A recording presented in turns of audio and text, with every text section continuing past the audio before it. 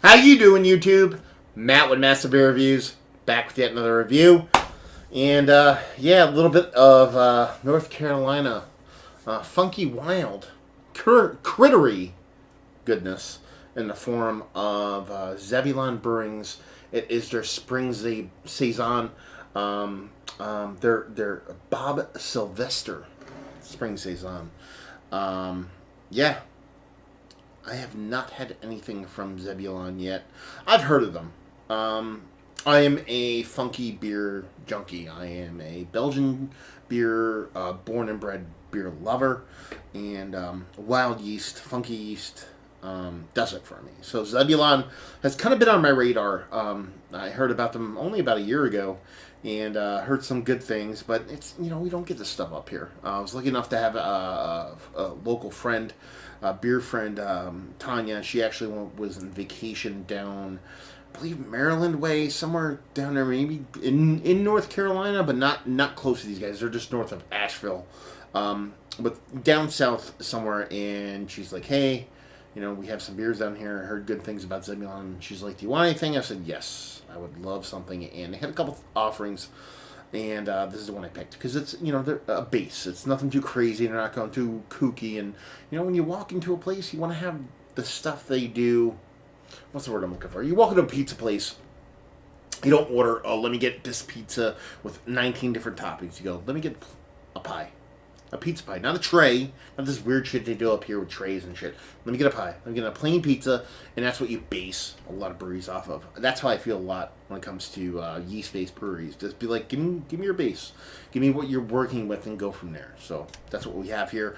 As far as what it actually says on the bottle itself, it says Zebulon Artisan Ales, Weaverville, North Carolina.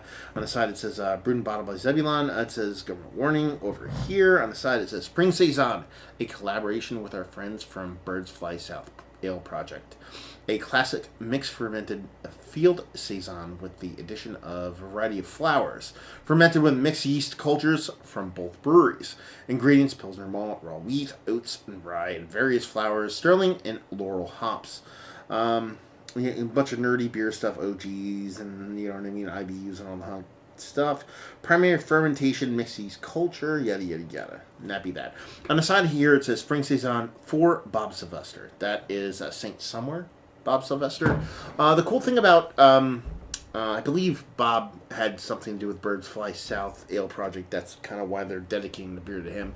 But the cool thing about Zebulon is they kind of take, or the thing I like about it, I'm not saying cool, just what I dig, is that they take their beers and they kind of dedicate each beer to somebody. It might be one who I think was John Glenn, and the other one, I don't know, was like a punk person, maybe a Ramon or Iggy Pop or something like that. Anyway, they kind of take their beers and be like, okay, this is for this person, whether they're like directly connected to that person or not.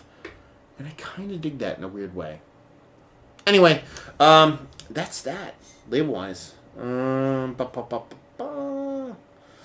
Yeah, check us out on Facebook, ZebulonBrewing.com, blah, blah, blah, and that'd be that. $7.50, cool label, just kind of like their weird kind of, science fiction-y label. I mean, you hear Zebulon, it sounds like a planet that was made up for like a B sci-fi movie, and that's kind of what the label gets to me. It's kind of like a laser beam coming down from the Z. It all kind of makes sense, at least in my brain it does, let's put it that way. So let's twist this off. So you're talking about a mixed culture Saison. Okay, that beer wanted to come out of there. I thought that was going to be that way. You can kind of see the cork tilting. So you probably got a scared face off me right there. But yeah, looked like this beer wanted to come out. But at the same time, it's not gushing. It's just full of pressure. It's doing what it's supposed to do. Man, I knew that was going to pop. I was so scared that was going to pop. And I was like, let's take this off easy. I was going to give it a couple twists and then see where it settled, but I saw it kind of just creeping off.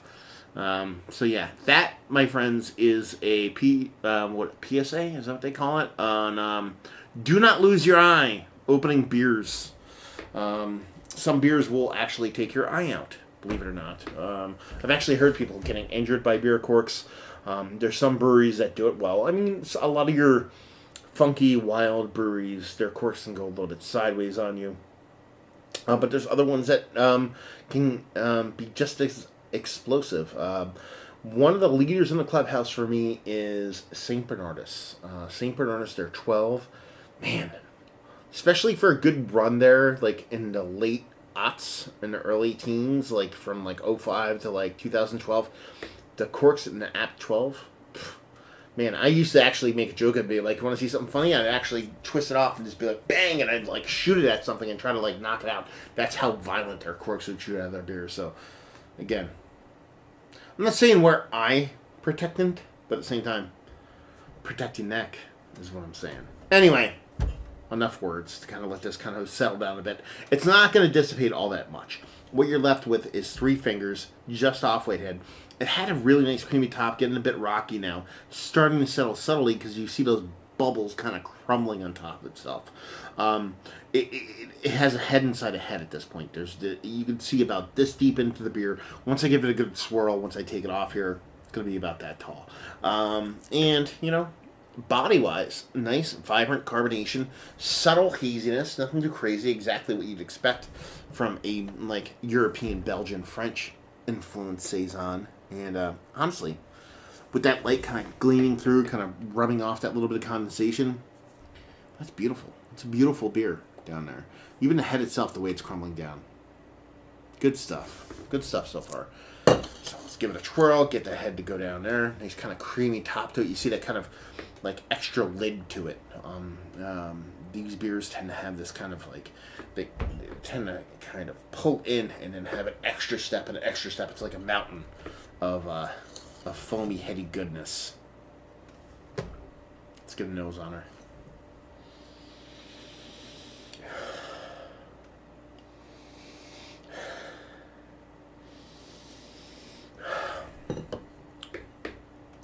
Spices. That's what I'm getting in this. I'm getting like subtle coriander, a little bit of subtle pepperiness. Nothing too crazy. Very white pepper.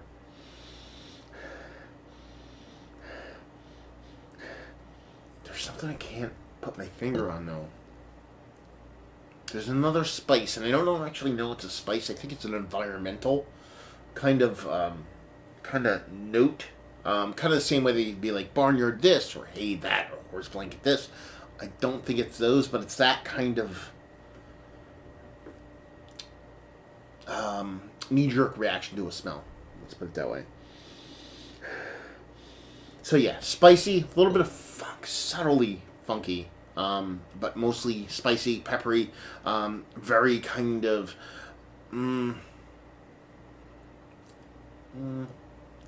I don't even want to nail it down now. It's going to be like a French this or Belgian that.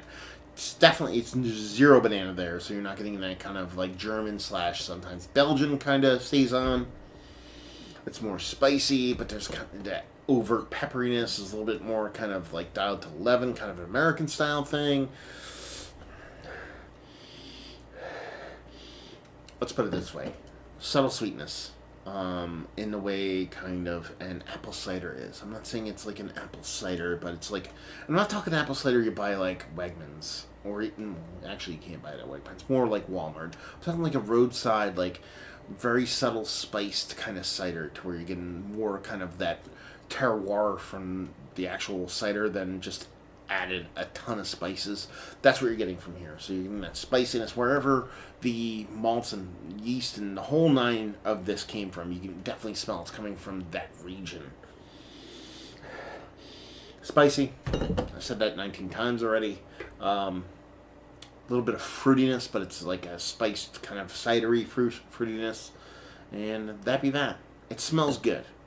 It smells honest. It smells clean. As clean as a Saison can be. Let's just dive in. See what she's got. Cheers.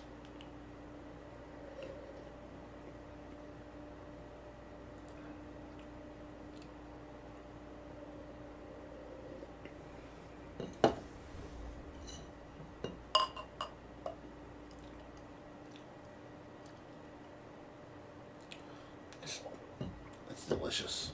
That's a really good beer. Oh, God. I can't wait to get to the bottom of this. I think there's a little bit of extra funk and flora, or critters and bits. I don't know what I want to call it right now. Kind of floating around in the bottom of this thing. Um, it's delicious. It's beautiful. It's exactly what I want to call the beer. Actually, beautiful. I didn't think of it until I said it right there. It's beautiful. Um,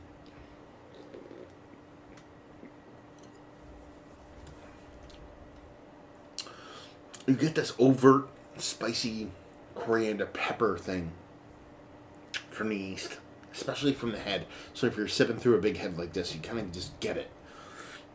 But then it just washes with this like very spring slash summer kind of vibe throughout the whole beer.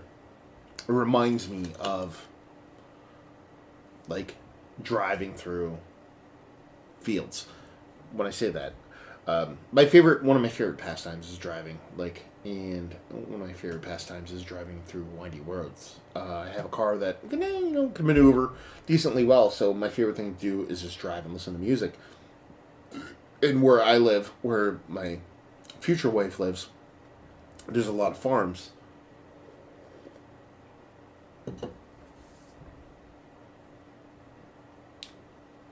So when you're driving, a lot of times, especially during harvest season, you actually smell what's being cut. That's kind of the vibe I'm getting from this, which I think is the purest sense of what a saison should be. You're getting that kind of fresh cut wheat, fresh cut malt, fresh cut oats. I don't think there's any oats in here, but that kind of vibe. The yeast is definitely spicy, definitely peppery. White pepper, nothing too jarring, nothing too black. Very soft, very creamy in the yeast end of things. But it's still very vibrant. Even though it's kind of rounded on the edges, it's still very vibrant. I'm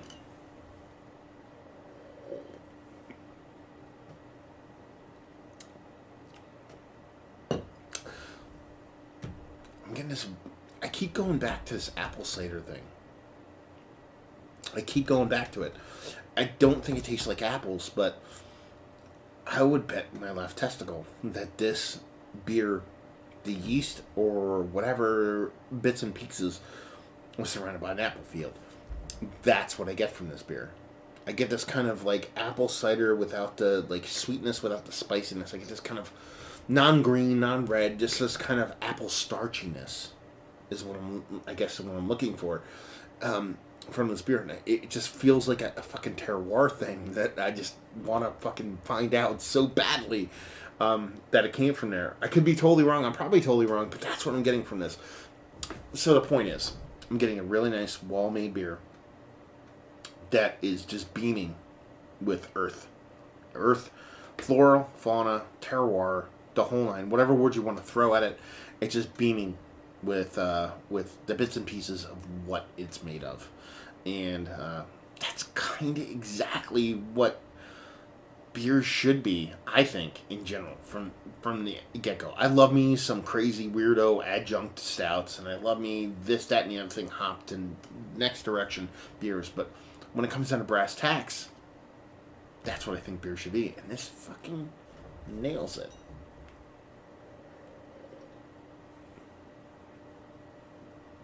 Delicious. Absolutely delicious. So yeah, drive home points for the people out there who want to know. Saison to a T. Delicious. Definitely spicy and peppery. No banana. No super overt funk.